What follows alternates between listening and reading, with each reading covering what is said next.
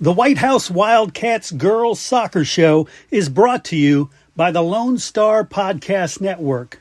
You can find the show on Spotify, on Apple iTunes, on any place podcasts are found. But if you want to hear more high school sports-related shows, head over to LoneStarPodcast.com. And if you would love to get a show for your high school sports team, when you're on LoneStarPodcast.com, look for the link that says Coach's Show.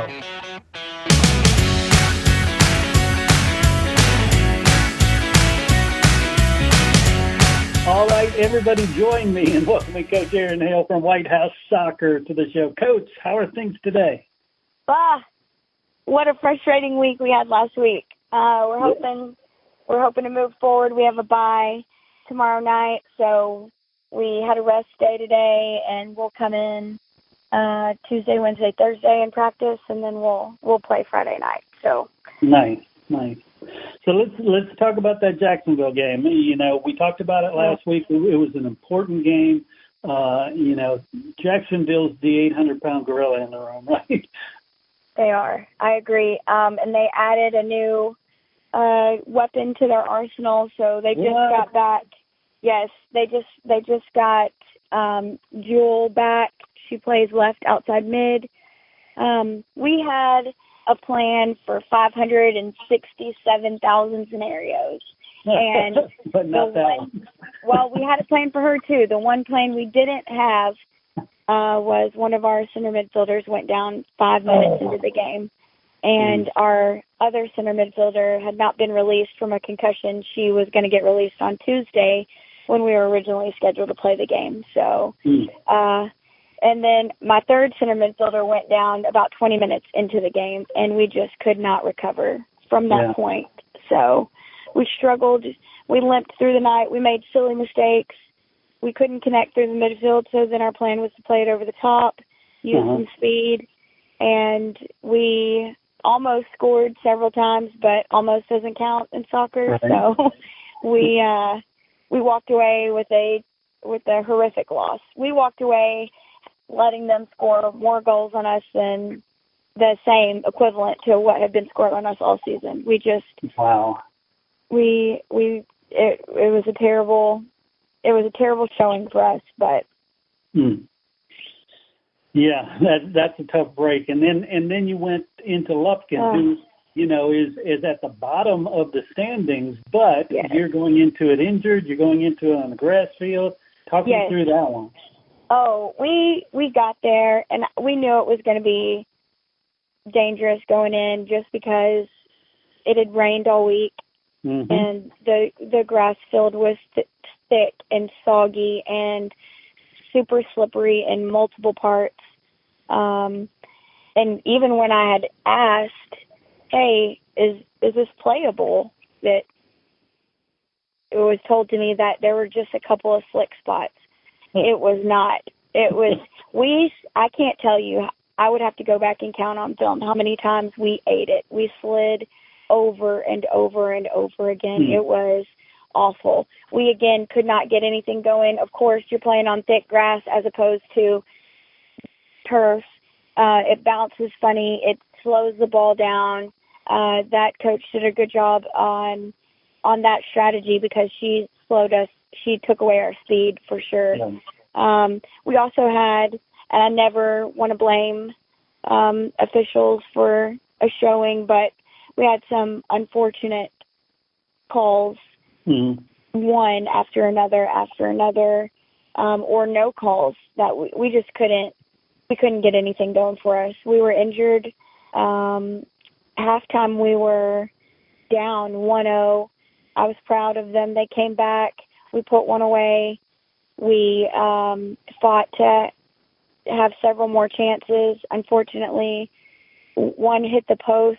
One was we were taken down in the box. That wasn't called. I mean, we just had several things not go our way.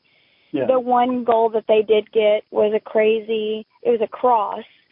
So our keeper had turned looking for the other player that was going to finish it, and it caught the wind and curved in on the back post. And there was just nothing to be done about it. It was a wild night. Wasn't our best showing. Wasn't our best week. Hopefully we just put that behind us and we move on. We take care of business. We have NAC on Friday. Right. Yeah, and you escape Lufkin with the tie. Your first tie of the season, and their first one as well. Yes. That was kind of their Super Bowl. Really, honestly, right. They were super excited, and I don't blame them. They put a lot of effort in that game, and unfortunately, it just didn't go our way. Right. I was proud of the way that the girls fought to come back and get back in the game, because a tie is definitely better than a loss for us at this point. And this doesn't kill us. We're going to have to take care of business. Yeah. And speaking of business, you got Nacogdoches this week. They're sitting 1-9 in district right now. But with the week you just had, I can't imagine the girls are going to overlook Nacogdoches. No. It's also senior night for us, so we're trying to be super focused on what we need to take care of on our end, and just kind of coming back, being more positive together as a team, and working through the terrible week that we had, and coming back stronger. So I think this will be a good testament to how mentally tough this team is. Mm-hmm. And if they are who I think they are, then we should be fine. Got it. And talk about the remainder of the regular season. You're sitting at third in district, and it looks like, you control your own destiny with Nacogdoches, Texas High, Mount Pleasant. Those are all teams that if you win, you're in. Yes. So all of those teams we took care of last time. However, Hallsville was a close one for us. The girls are excited to face that again. Hopefully we will have, we'll be well by then and go in 100% against them, where I feel like us and Hallsville are a pretty even match. And we played each other well last time. It was just unfortunate for us the way that it ended. However, we're going to have to take care of business against Texas High, and we travel there. That's a hard. It's always hard to play at Texas High. It's a hard thing to explain. The atmosphere is rough. The officiating is usually rough, and it's a 2.5-hour bus trip. So we are notorious terrible travelers. So they surprised me when they traveled well to Mount Pleasant this year. So I'm hoping for the same mindset as we travel to Texas High.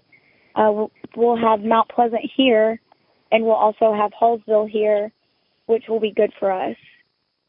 Nice. So if you could, make the case for the fans of Whitehouse Soccer, why they should start traveling better and come support, because that Texas game is so important. Well, that's a great question. So just soccer fans in general are kind of in a league of their own, right? It's a terrible, terrible weather season, and soccer is allowed to play in the rain. They're allowed to play in the ice. There's no level of, it can't be too low or too hot for them to play in. So unless it's lightning, we play.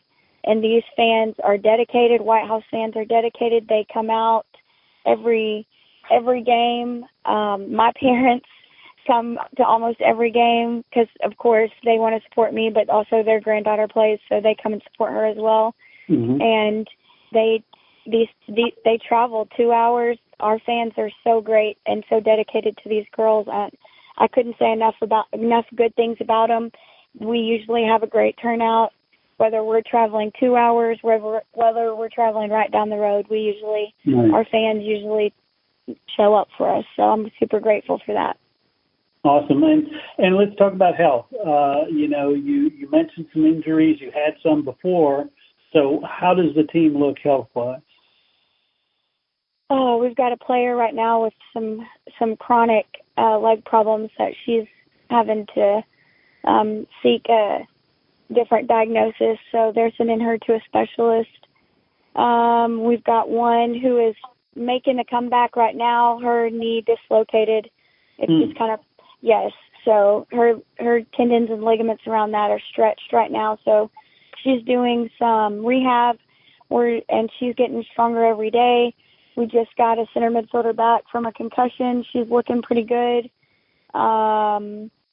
We're kind of taping together some pieces, but these girls are mentally strong enough. They're willing to do that and go out there.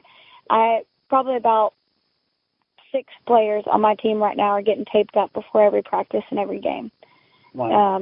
It's just the grass really did a number on us, on our legs last week, and then it's just mid-season slump. We just passed the halfway point for a season, so we've got 5 games left, and it's about that time where people are starting to feel the aches and the pains and the nagging injuries are starting to show. Yeah, definitely. Well, like you said, you've got half a dozen games left, and you've got to keep winning because that third spot, it's only a half a game, right? Right. It's close. You are right. Yes, it is close. I'm hoping for you don't want to put your eggs in another person's basket, but I'm hoping for a good result, of course, for us this week, but I'm also hoping for some things to go our way in some other games, and we'll see. If not, then, it's our own destiny, and we're going to have to take care of business. Last year, it came down to us in Hallsville head-to-head for a spot in the playoffs, and we took that spot. So we'll see what happens this year. Yeah, and officially everything's still on the table. Even as high as first is still possible. But second is, again, very, very good opportunity. If we take care of business and some things fall our way, and then we go head-to-head with Hallsville, we'll see how points-wise it looks for us and see the standings. I think, obviously no one has scored on Jacksonville all season, so I'm hoping that a couple of people sneak away some points, but we'll see what happens. We got to control what we can control, and what we can control is effort and good attitude and game planning, and the rest we can't control that, but hopefully we can influence it a bit. I love it. Well, Coach, I look forward to talking next week. Best of luck against Nacogdoches. Yes, sir. Thank you so much.